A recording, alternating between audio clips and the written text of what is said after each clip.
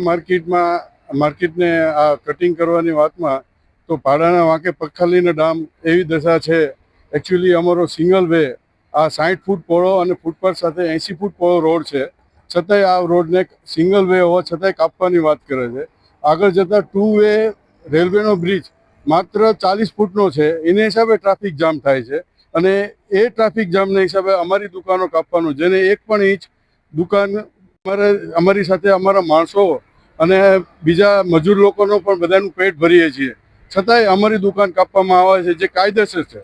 અમારી કોઈ પણ દુકાન બિનકાયદેસર નથી. 100 વર્ષ જૂની આ દુકાન માર્કેટ છે, હેરિટેજ માર્કેટ હોવા છતાંય અમારી દુકાનને કાપવાની અન્યાય ભરી છે. એકચ્યુઅલી આગળના બ્રિજ પહોળા કરો તો આ પ્રોબ્લેમ સોલ્વ થઈ જાય. અમારી દુકાનને કે અમારી માર્કેટને કાપવાની જરૂર નથી. તો સરકારશ્રીને વિનંતી છે કે આ ઉપર ધ્યાન આપે અને તમે પ્રોપર ટાઉન પ્લાનિંગ કરો તો આ પ્રશ્ન સોલ્વ થઈ જાય.